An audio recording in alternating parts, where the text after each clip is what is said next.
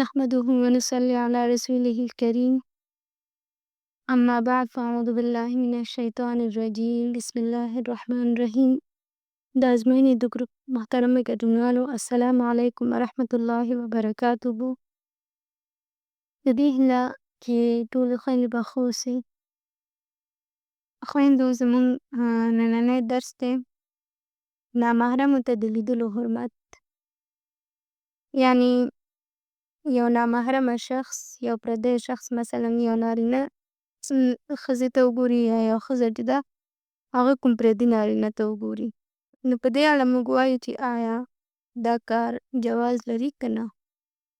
وی اسلام چې دی د اسلام مبارک دین هیڅ سړي ته د دې اجازه نه ده ورکړې چې کوم یو نامحرمې ښځې ته وګوري او نه یې کومې ښځې ته د دې اجازه ورکړې چې هغه نامحرمه سړي ته وګوري.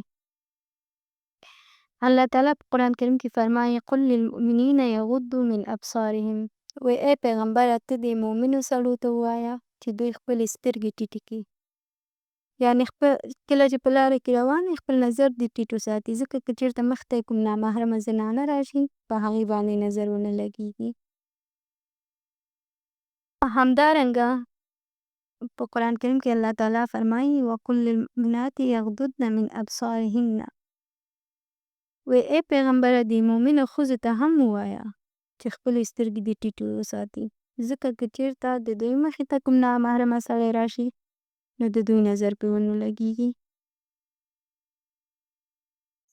نو د همدې آیاتونو په اساس همدارنګه د ځینو احادیثو په اساس باندې چې دی علما کرامو نامحرمه اشخاصو ته لیدل چې دی دا یې حرام ګرځولي دي. په بل ځای کې الله تعالی فرمایي وی ان السمع والبصر والفؤاد كل اولئک کان عنه مسؤولا. وی بېشکه د انسان غوږونه سترګې حتی زړه د دې ټولو نه پوښتنه کېږي. د څه په باره کې مثلا د غوږ نه پوښتنه کېږي چې دې کس په تا باندې کومه ګناه کړې، بیا دا غوږ به شاهدي ورکړي چې مثلا په ما باندې سندرې اورېدلې، په ما باندې بې ځایه خبرې دغسې. همداسې د سترګو نه پوښتنه کېږي، همداسې د زړه نه او د بدن د هر یو غړي نه چې دی پوښتنه کېدلی شي. په بل ځای کې الله تعالی فرمایي وی یعلم خائنة الاعین وما تخفي الصدور. وی الله تعالی چې دی هغه ډېر ښه پوهېږي په څه شي باندې د سترګو په خیانت، د سترګو په غلا باندې او یا هر هغه څه چې د انسان په سینه کې پټي، نو په دې هر څه باندې الله تعالی پوهېږي. رسول الله صلی الله علیه وسلم فرمایي وی كتب على ابن آدم نصيبه من الزنا مدرك ذلك لا محالة. العينان زناهما النظر والأذنان زناهما الاستماع واللسان زناه الكلام واليد زناه البطش والرجل زناها الخطأ والقلب يهوي ويتمنى ويصدق ذلك الفرج ويكذبه. وی د بني آدم یا د انسان د هر یو غړي لپاره د زنا یو برخه لیکل شوي. که چېرته دا وغواړي که ونه غواړي نو په هغې باندې اخته کېږي.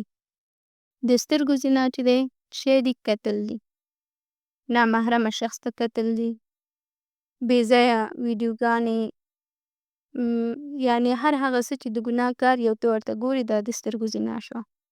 د غوږونو زنا اورېدل دي، بې ځایه خبرې پرې اوري، بې ځایه سندرې پرې اوري، نور داسې کار ته کوي چې په هغې ته ګناهګاره شي. د ژبې زنا خبرې کول دي، د ګناه خبرې پرې کوي، پوچ او فحشا خبرې پرې کوي. د لاس زنا چې دی نیول دي، مثلا کوم نامحرمه ته خپل لاس پیش کړي، ورې کړي لاس کې. د پښو زنا چې دی قدم وهل دي، د ګناه کار پسې مثلا روان یې او زړه چې دی شی کوي غوښتنه او خواهش کوي، یعنې د یو ګناه کار خواهش کوي زړه چې مثلا ته دا کار وکړه، ستا نه زړه غوښتنه کوي چې سندرې واوره، ستا نه زړه غوښتنه کوي چې مثلا غلا وکړه، ستا نه زړه غوښتنه کوي چې مثلا لمونځ مه کوه. نو دغه د زړه خواهشات دي. د دې هر یو خواهش تصدیق چې دی نبي علیه السلام فرمایي فرج یا د انسان شرمګاه چې ده وایي د دې هر څه یا رښتیني کوي او یا چې دی دروغجن کوي. نو د سترګو زنا وایي کله چې یو نامحرمه شخص ته په شهوت سره وګوري. نو دا چې دی د شیطان هغه وسوسې دي چې یو انسان ته یې په زړه کې ورچولي دي او د همدې یعنې لیدلو او اورېدلو له وجې نه چې دی بیا انسان دومره مخکې ځي چې هغه په لویو ګناهونو کې اخته شي.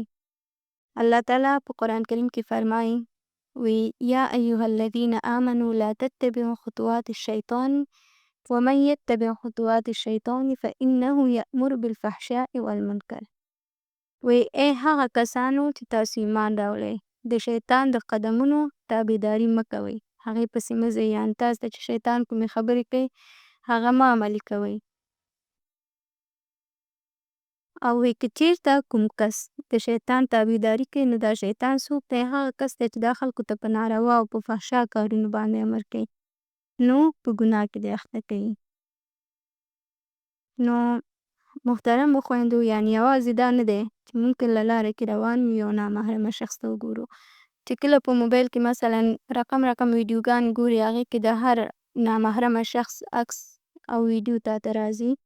کله چې سیریال ګوري کله چې سندرې اوري نو په دې هر څه باندې چې دی انسان ګناهګارېږي. نو په دې هیله چې د دې کارونو نه ځان وساتئ. ومن الله التوفیق.